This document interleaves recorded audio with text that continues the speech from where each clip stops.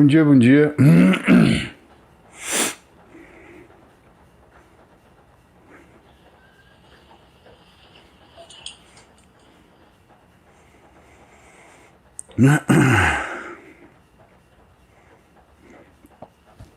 E aí, pessoal, como é que vocês foram de final de semana? O que vocês fizeram de bom? Conta produtivo.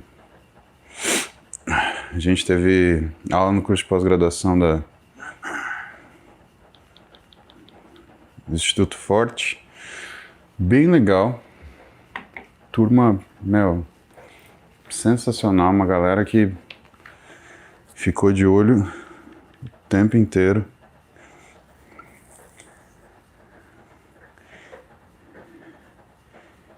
E eu deixei um pouco mais... Esse final de semana eu deixei o curso um pouco mais livre, eu tinha um roteiro para dar aula pessoal, que era avaliação de exames e alterações endócrinas, né? E endocrinologia é difícil, não é fácil. E na medicina esportiva, a medicina esportiva ela trata da endocrinologia no detalhe da fisiologia, né? Como que eu vou explicar isso para vocês? Medicina esportiva, pessoal, lida com uma coisa que chama a fisiologia dos estados... Ai, caramba! É a condição dos estados fisiológicos alterados, né? Então você não trata coisas... por exemplo, quando você olha um TSH, você não está procurando... Esse paciente, ele simplesmente está com hipotireoidismo ou hipertireoidismo.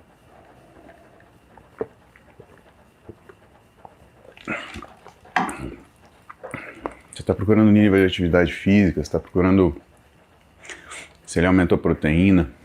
Aumento de proteína cursa com flutuação de aumento de TSH. Se está faltando energia, né? Então uma diminuição de T3 livre, né, com aumento de T3 reverso, normalmente mostra níveis de restrição de energia. Então é complicado, não tem uma... Deixa eu fazer uma coisa aqui. Não tem uma...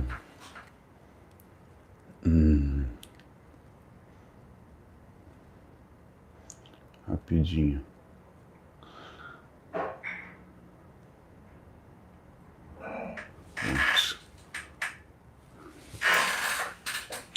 Então não tem o mesmo exame, a variação de determinados exames que teoricamente não deveriam variar num consultório de endocrinologia, num consultório de medicina esportiva, eles têm que variar, tá? Então não existe uma concorrência. O médico do esporte não está querendo fazer o trabalho do endocrinologista, mas ele precisa daquela avaliação de exames, né, para conseguir entender o que está acontecendo na fisiologia da pessoa que está com o organismo sob estresse. Simples assim. O que acontece é que o médico do esporte ele precisa saber endocrinologia, porque como ele vai olhar isso, ele tem que saber o quanto isso pode ser patológico ou quanto isso é somente uma alteração da normalidade, né? E é difícil porque, assim, qualquer alteração de normalidade numa clínica de endocrinologia, né, o médico ele olha como se fosse uma patologia. O médico do esporte ele tem que entender de todas as alterações da normalidade para saber se aquilo são alterações que são patológicas ou se são alterações devidas ao exercício, né? Então, existe uma gama de alterações que são por conta do tipo de exercício que é feito, a intensidade, e ele tem que saber o que faz com que essa alteração exista, né? Não é simplesmente você identificar a alteração. Você tem que saber, mudou o quê? Mudou o treino? Mudou a alimentação? Mudou o descanso? Isso tudo muda aquilo que é o funcionamento da coisa, né? Então bom dia a todos. Nossos moderadores hoje de manhã, myself, e aí xará, Laricinha, Camila Lion, Bruna Leitão. Melhorei, Bruna. Melhorei. Brabo. Ó, passei um sufoco. Teve que rolar um corticoide, porque senão... Você escuta a minha voz, né? Aquela voz de... Munra. Sair da tumba. Mas tá tudo bem.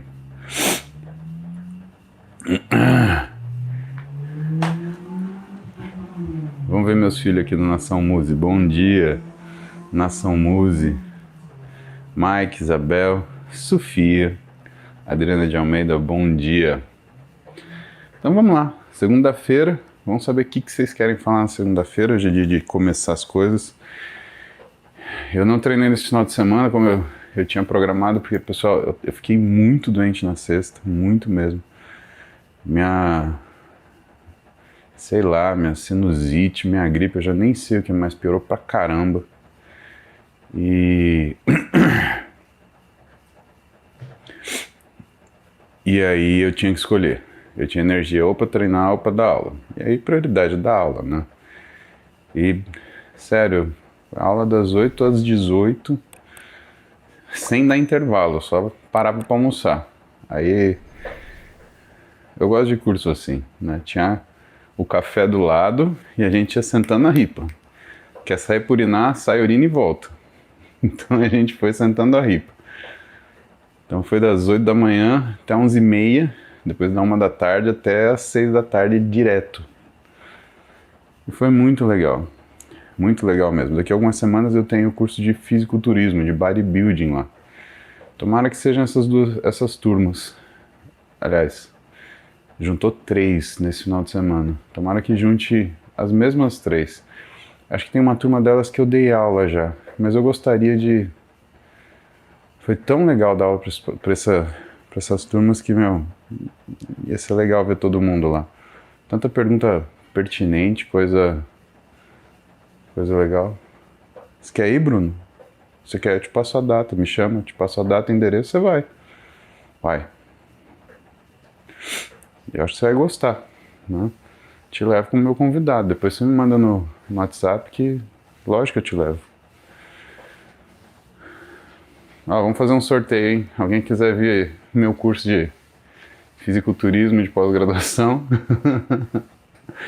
eu levo vocês. Vamos ver aqui. Perguntas. Vamos começar o dia. Vamos ver se tem aquelas de proteína. Léo Fernandes, bom dia. Dica para quem está começando exercício e alimentação saudável, por favor. Normalmente, Léo, seria acho que as coisas que mais você tem dificuldade. Minha opinião, quando a gente está começando alguma coisa, o maior problema é logístico, né? Você encontra aquelas dificuldades para você se alimentar nos horários e intervalos, né? Um problema grave, mas que depende do que você tem de suporte, você consegue solucionar, é a questão da comida de dieta, né? Saber cozinhar ajuda muito. E saber cozinhar uma comida que você consiga comer, às vezes, na temperatura ambiente, né? Tem alimentos que, cara, não dá para comer na temperatura ambiente, né? Outros ambientes, você precisa de... Outras situações, você precisa de refrigeração. E outras, você precisa ainda de uma capacidade de aquecimento.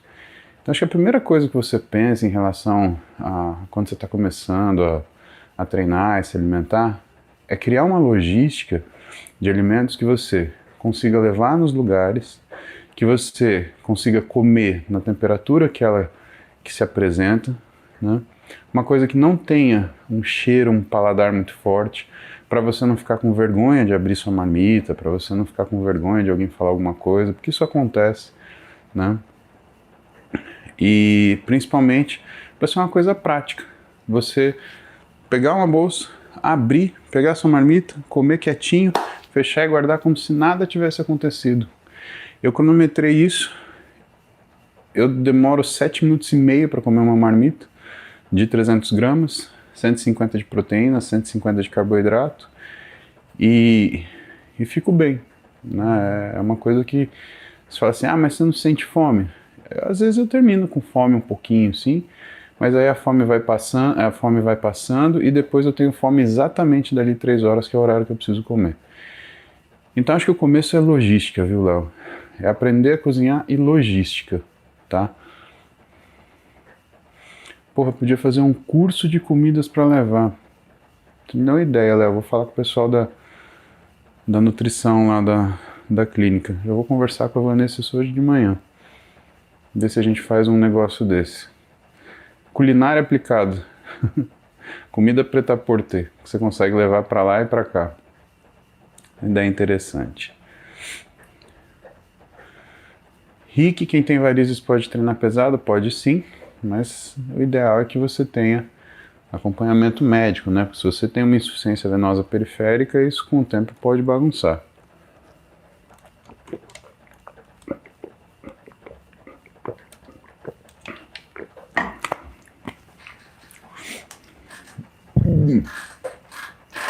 Dr. Lucas Fontenelles.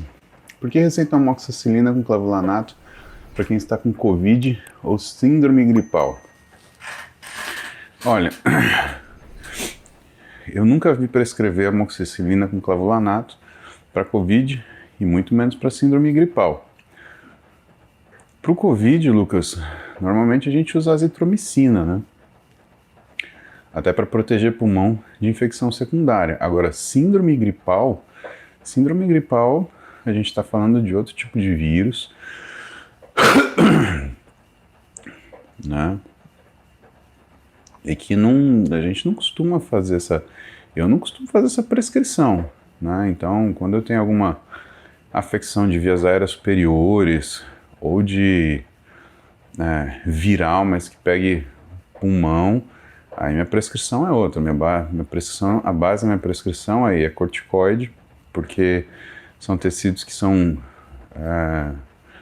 o anti-inflamatório comum, ele não consegue tratar decentemente. São áreas onde a toxemia, o mal-estar é muito grande, e aí a gente precisa de alguma coisa que realmente vá brigar com essa sensação de toxemia, né? Então, corticoide faz isso. O que mais? Você até pode dar um analgésico, sentir dor, né? Um descongestionante é legal. Fazer uma complementação com, no caso, uma pneumonia, né? De uma pneumonia viral, fazer uma complementação com uma dessas bombinhas, né?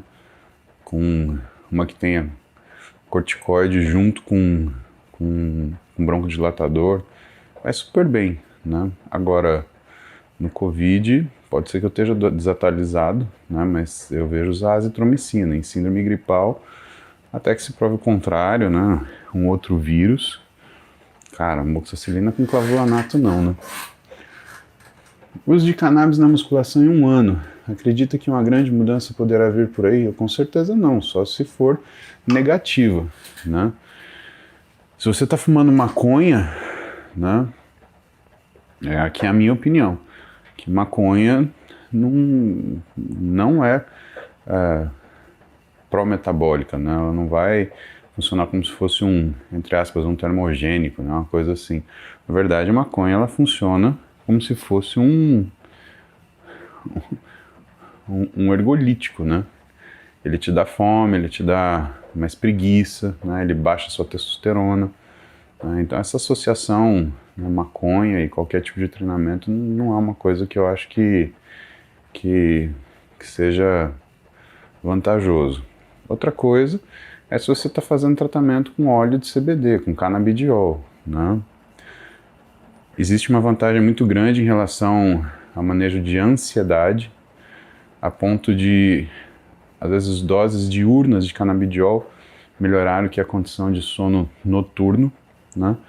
E eu costumo prescrever no consultório o canabidiol, principalmente agora que, nossa, graças a Deus está mais fácil, né?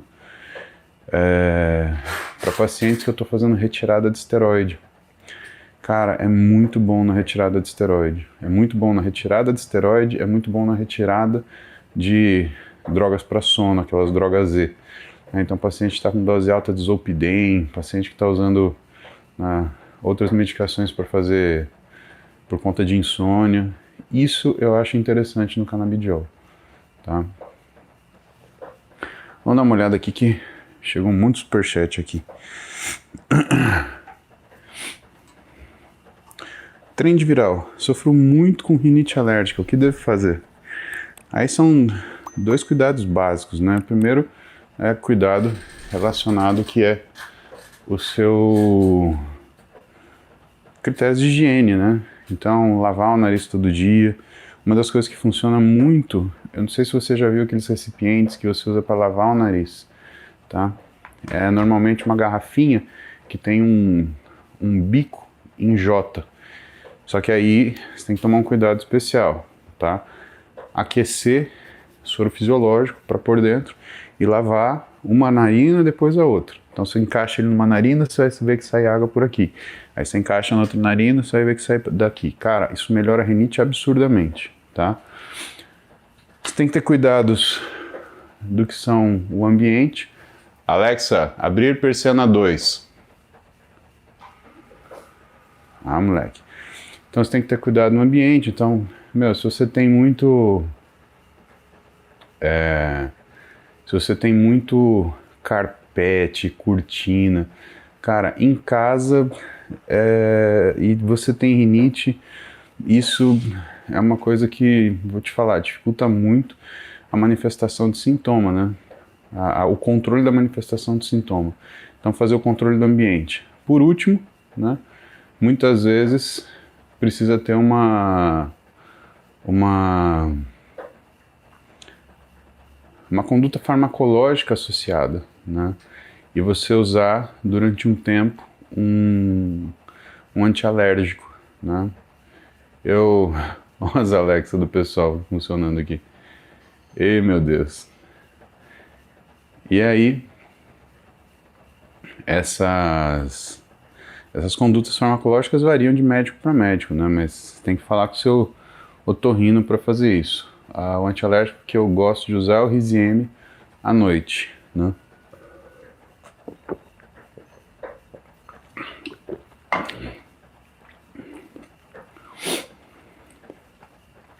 Vanessa Carvalho. Bom dia, estou treinando há 2 meses. Na cama flexora, mesmo levantando 5 quilos, chega a 5 repetições minha perna parece que não responde mais. Não consigo continuar levantando peso. É porque eu sou franga? Ou por ser algum problema executando errado? Vanessa, você sabe que às vezes você não aprendeu a utilizar o músculo direitinho, tá? Não tem a ver com você ser franga, na verdade. Mas tem a ver com o que é você aprender a usar aquele aparelho. O que eu te aconselharia, tá?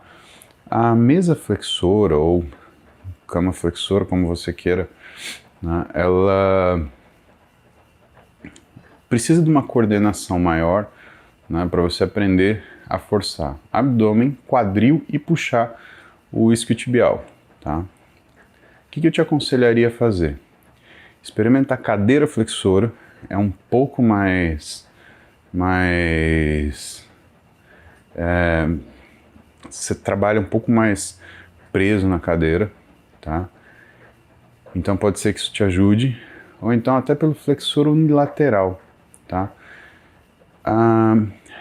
Esses são exercícios analíticos e é curioso, né? Porque eu sempre falo para vocês, comece com exercícios básicos, né?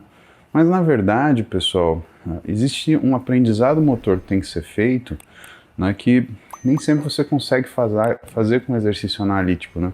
Você vai precisar, aliás, com exercício básico. Então a gente usa o exercício analítico para você sentir o músculo que você tem que trabalhar e depois vai para o básico, né? No caso um stiff, por exemplo, para você trabalhar o que é a sua capacidade neuromotora. Então, eu não sei se você tem um professor, mas isso é o caso que um treinador faz muita diferença, Vanessinha. Pato Donald, qual exercício ativa o músculo do core do abdômen? Na realidade, são uma série de exercícios, né? E quando você fala core, é centro, né? Isso quer dizer que é uma série de músculos. Então você tem transverso de abdômen, oblíquo interno, né? E o que é muito importante trabalhar isso? E gente, eu faço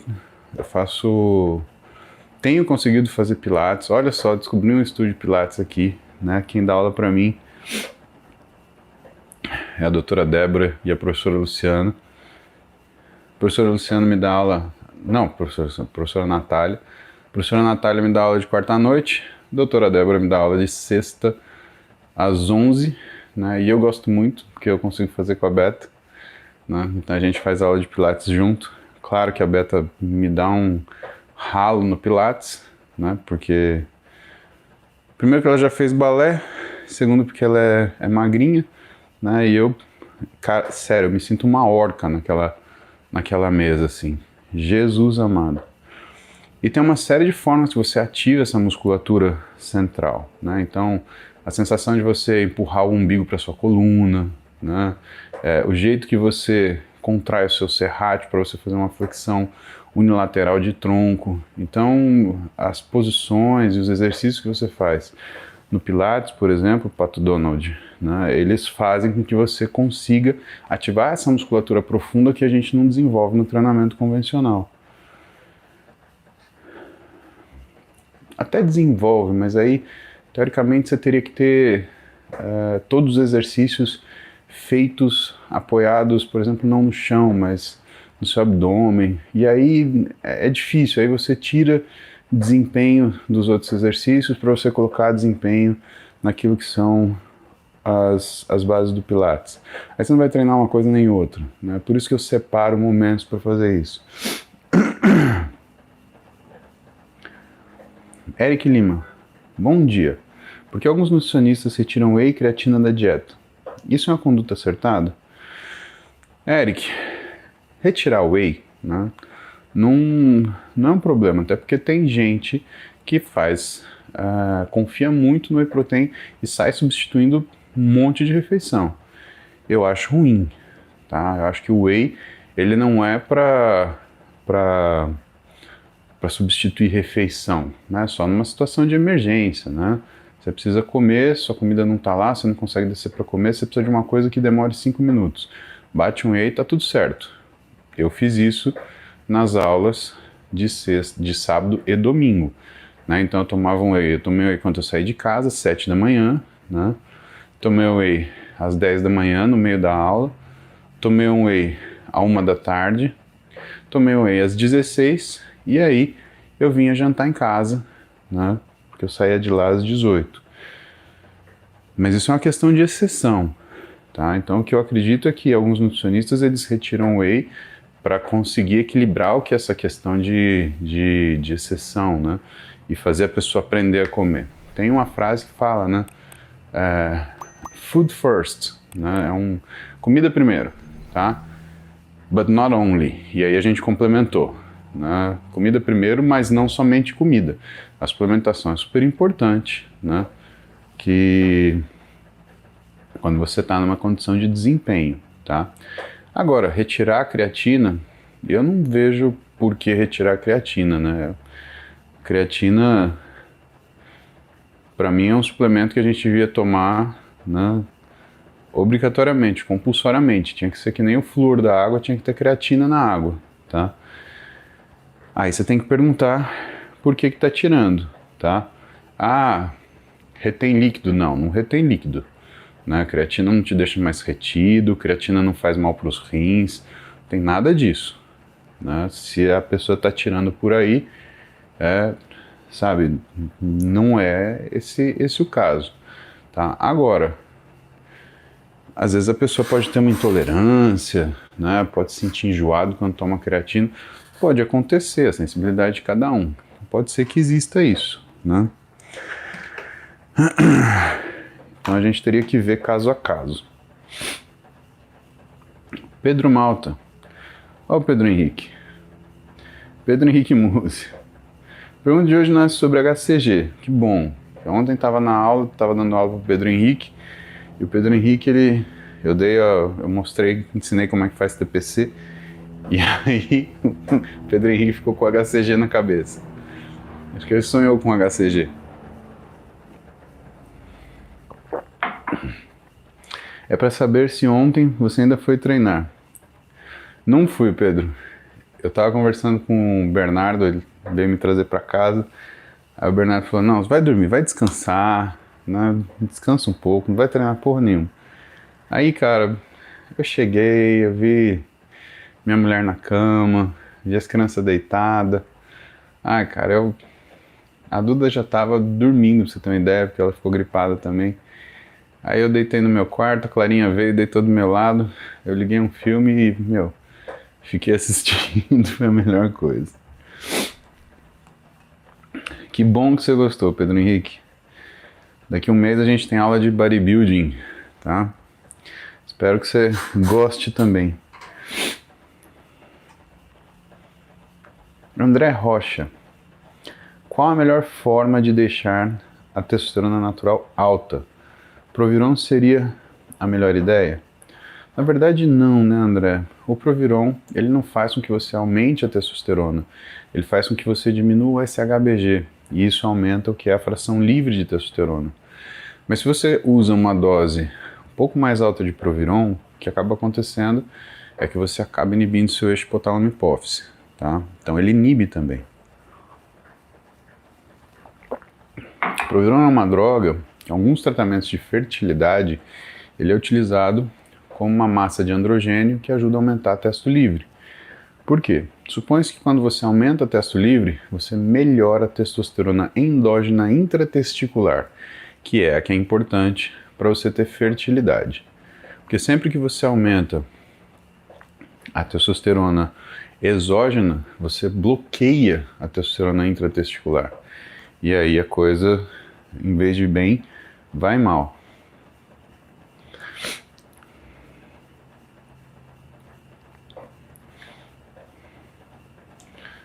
Vânia Lúcia, assistindo na Noruega. Obrigado pelas informações. Sou uma senhora de 59 anos que treina muito. Muito bom, dona Vânia. Um ótimo. A senhora deve ser tarde aí, né? Que hora será? Meu pai tá na Noruega.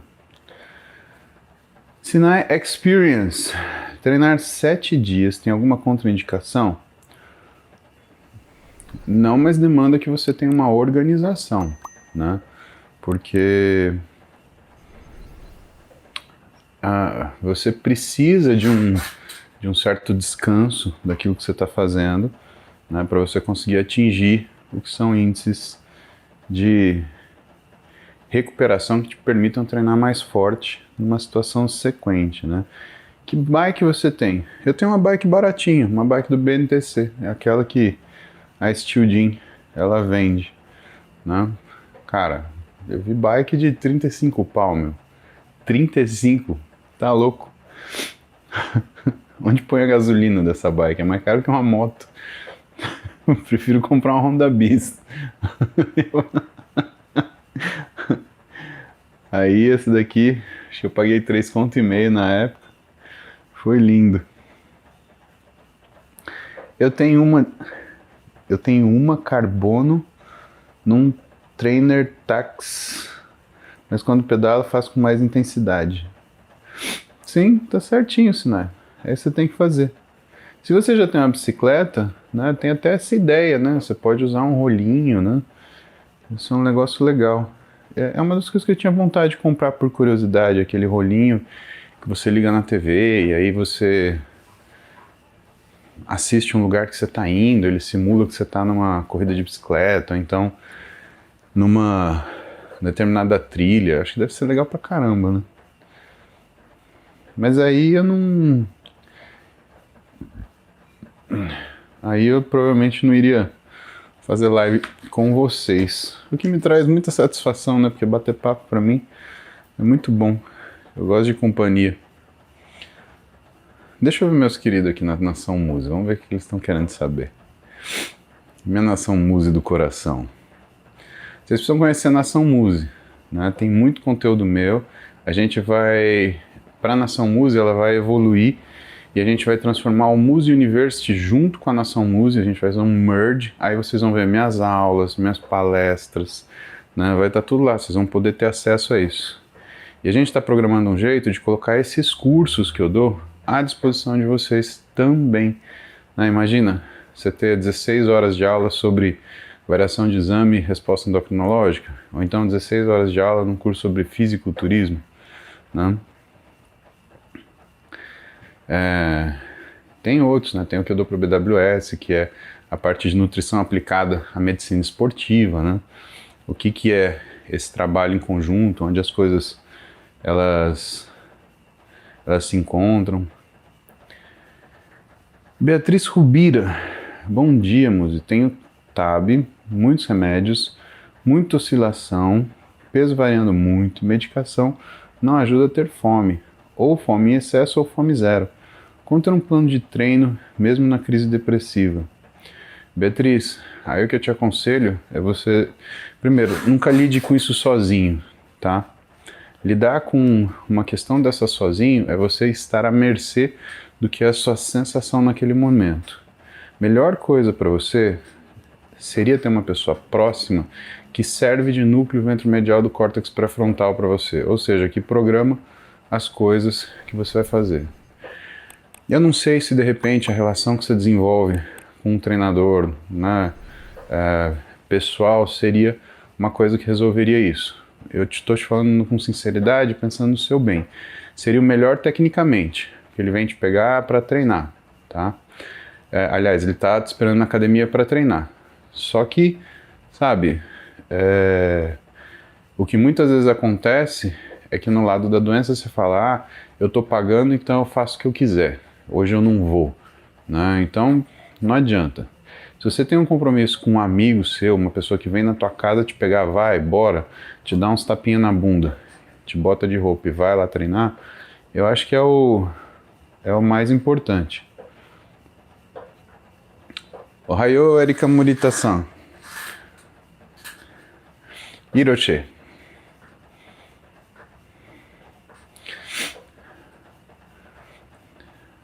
Adriana de Almeida.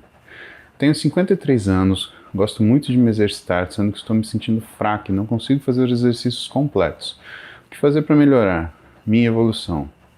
Adriana, sentir-se fraca normalmente vem do como você está se alimentando, tá? Pelo menos é a primeira coisa que eu procuro identificar no paciente. Então, não é a capacidade de força que você tem, né? É, na verdade, pegar o que é essa disposição, a quantidade de força que você tem para aplicar naquele trabalho. Então, acho que essa é a primeira coisa, tá? A outra coisa é fazer uma avaliação se você, primeiro, está utilizando os pesos adequados para a sua força. Segundo, se dentro dessa perspectiva, o movimento que você está fazendo está adequado. Então, acho que isso são coisas fundamentais aí. Hélida Sabrini Pontes Vaz. Muzi, tenho muita gordura acumulada na coxa e no glúteo. Por quê? Você é menininha, Hélida.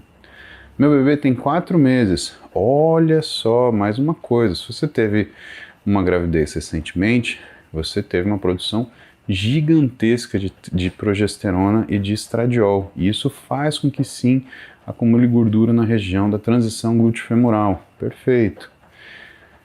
Qual é o exercício mais indicado para perder gordura dessa região? Treinando em casa. Tenho bike de spinning em casa e faço 2 vezes na semana. Olha, é assim. Essa gordura que você tem, Hélida, é uma gordura que provavelmente ela veio na fase da gravidez.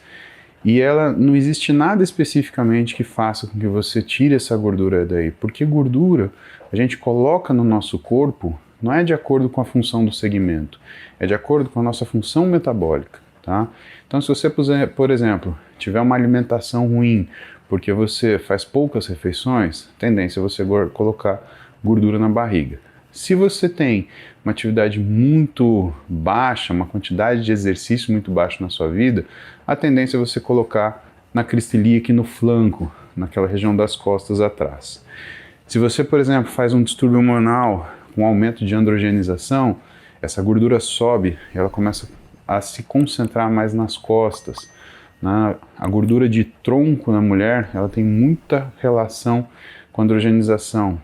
Pega, por exemplo, as meninas que têm síndrome de ovário policístico com aumento de androgenismo. Onde está a gordura delas? Nas costas e na barriga, tá? Então, é isso que determina a deposição de gordura no nosso corpo. tá? Sabendo disso, o que que você precisa? A gente precisa ajustar uma dieta para que você, primeiro, perca gordura de todo lugar. E com o passar dos dias, a gente precisa entender o que está acontecendo metabolicamente no seu corpo, que, por exemplo, ele faz com que você mantenha essa gordura aí. Com 4 meses de gestação, de pós-gestação, eu acredito que os teus hormônios eles estão começando a voltar agora, isso se você não estiver amamentando. Porque se você estiver amamentando, você aumenta um hormônio que chama a ocitocina. Esse hormônio é um hormônio importante nessa fase, porque ele melhora a sensação de satisfação, ele melhora, por exemplo, o que é a sua capacidade de socialização, né? E ele também aumenta um hormônio que chama AVP, vasopressina. E é interessante porque a vasopressina, ela também está ligada à melhora da percepção da satisfação sexual. Então, uma das coisas que inibe vasopressina, né, tira libido. É por isso que cafeína em excesso e GH em excesso, eles tiram completamente a libido. Os dois inibem vasopressina. E é um erro comum que eu vejo as pessoas falando, eu vou usar GH porque o GH não interfere nada hormonalmente. Interfere sim, interfere. E quando o sujeito ele usa uma dose mais alta de GH, né, e dose mais e não necessariamente nem mais alta, tem gente que faz esse tipo de reação, né, com qualquer dose, 0,3 miligramas, a pessoa está fazendo essa reação. Uma coisa que você tem que avisar, né, e perguntar para a pessoa se ela chega para você usando, você está tendo libido? Minha libido está ruim, tira o GH. Simples assim. Então esses hormônios, eles modificam o que é a liberação de outros hormônios.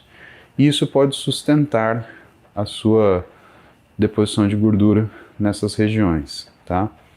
É um caminho que, assim, em primeiro lugar, né, eu te recomendaria começar pela dieta, né? Em segundo lugar, 2 vezes por semana de exercício físico é muito pouquinho, Hélida, tá?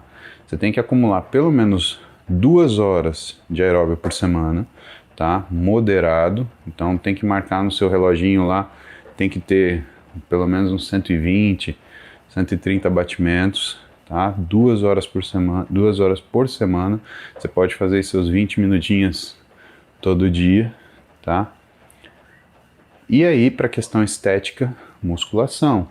E aproveita, essa quantidade de progesterona, de estradiol que você produziu, ele faz com que a tua musculatura da coxa e glúteo responda com mais facilidade, principalmente o glúteo médio, tá? Eu gosto muito de contar o caso da Renata Guaraciaba. Ela competia figure, que é aquela mulher que tem um físico Y, e hoje, depois da gravidez, ela é uma wellness fantástica. Fantástica. Não tem palavra que defina melhor, né? E isso foi uma das coisas trazidas pela gestação, tá? Então a gestação não é ruim, né? A gestação é uma coisa que a gente tem que administrar. E que em certas condições ela até, entre aspas, ajusta o corpo da mulher para uma condição diferente. Eu não sei se a Renata ela competiria tão bem no wellness se ela não tivesse tido uma gestação. Adriana de Almeida falando sobre o whey creatino, você indicaria uma marca confiável?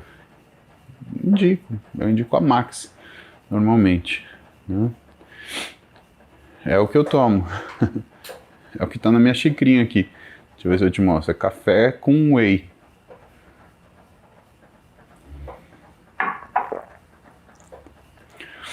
Stefferson Vieira de Almeida. Bom dia, mas tenho dificuldade em perder aquelas pochetinhas, mesmo fazendo bastante aeróbico. Tem razão, né? Pochetinha, né? O aeróbico ajuda, porque ele remove gordura do tronco. Queria saber se o caminho é esse mesmo. Ou manter uma quantidade maior de aeróbio, ou, que nem vi em alguns vídeos de algumas pessoas, diminuir o cardio e aumentar exercícios localizados para essa região. Olha, eu já não vejo... Eu tenho uma conduta discordante, eu já não vejo exercício localizado remover gordura de tronco, tá? Principalmente gordura na região do terço médio do corpo, né? Que seria abdômen e costas baixas, lower back. Agora, o que você consegue fazer que remove essa gordura daí? Primeiro, restrição alimentar parcial, né? Então nunca restringe mais que sua taxa metabólica basal se você faz exercício. Por quê? Pelo exercício você tem um aumento na sua taxa metabólica basal de até 30%. Ou seja, se você faz uma dieta isocalórica dentro de um ambiente de exercício, ela é automaticamente uma dieta hipocalórica, entendeu? Segunda coisa, exercício aeróbico, porque remove a gordura do tronco, tá? Então tá certo isso daí. Marcos Vinícius Rezende, bom dia. Funcional tipo HIIT, como aeróbico ou em conjunto com musculação é interessante? Se o seu objetivo é emagrecer, Marcos, é interessante sim, tá? Agora, eu gosto de separar um pouco as coisas, né? Quando eu quero capacidade aeróbica, eu vou caminhar para um exercício aeróbico, eu vou fazer um transporte, eu vou fazer uma bicicleta, eu vou fazer uma escada, né? O que eu não faço é corrida, porque com 115, 116 quilos, né, não é uma coisa confortável e me machuca, tá? Mas de outra sorte. Mike Douglas Santos Almeida, Muse, treino para parar a lapidação na última semana de preparação, como você gosta de abordar? Periodização ambulatória ou mais metabólico? Periodização ambulatória, Mike. Fisiculturismo é periodização ondulatória. Agora, na última semana varia muito de atleta, sabe, Mike? Tem uma questão que é individual e que tem atleta que precisa treinar até o último dia antes da competição. Tem atleta que precisa baixar o peso. Tem atleta que precisa manter o peso e baixar o volume. Isso é uma questão muito específica. A gente treina isso no pré-contest, né? Enquanto a pessoa está fazendo a perda de gordura, né, você faz testes. Vamos diminuir o treino e aumentar a intensidade. Vamos aumentar o volume e diminuir a intensidade. Vamos tirar o exercício, vamos ver o que acontece. Deixa eu ver mais aqui. Que a gente tem de...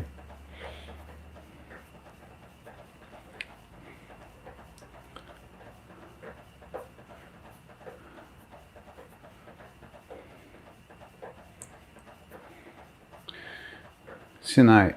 A minha não é de rolo, TAC Flux. Eu saco a roda traseira. Só utilizo indoor com soft BK OOL. Incoação. Pedal com clipe, mas falta de prática é igual acidente. Faz sentido. Faz sentido. Faz muito sentido. Trend viral. Estar sobrepeso tem relação com rinite alérgica? É uma pergunta boa, viu? Quando essa rinite alérgica ela revela que você tem, por exemplo, um aumento de inflamação sistêmica, pode ser, tá? Pode ter correlação sim. Se você usa algum tipo de antialérgico sem prescrição médica, o antialérgico ele aumenta o apetite. Então você vai comer mais. Agora, que ligue rinite alérgica com ganho de gordura, não. O processo de ganho de gordura é um processo inflamatório, baseado em interleucina 6, do tecido gorduroso. A rinite alérgica já é um processo que é mais relacionado à IgE, à imunoglobulina. Então é um rolê um pouco diferente. Luiz Fernando tem 120 quilos, treina 4 vezes na semana, a cerveja por estar atrapalhando. Eu ter melhora no meu corpo, me dê umas dicas para diminuir. Para de tomar cerveja, simples, né? Cerveja, Luiz, é uma coisa que se você está viciado, você é um alcoólatra, então você tem que tratar o vício. Se você não está viciado, para, né? Como que você vai parar? Você tira, ou você se apaga do ambiente onde você toma essa cerveja, né? Então você termina de trabalhar e vai tomar cerveja com os amigos, arruma uns amigos que vão treinar em vez de tomar cerveja, essa é a primeira coisa. Você chega em casa e abre uma cerveja, então para de comprar cerveja, você chega em casa e abre uma bebida gaseificada, abre uma água com gás, por exemplo, né? Preciso de gosto, água com gás e um limão, né? Isso daí vai te dar o que é o conforto mental de fazer aquilo, o conforto afetivo de fazer aquilo, né? Porque às vezes é só uma fixação oral, você tem que estar trazendo alguma coisa na boca, né? Essas são coisas que você pode fazer. Ai, ai.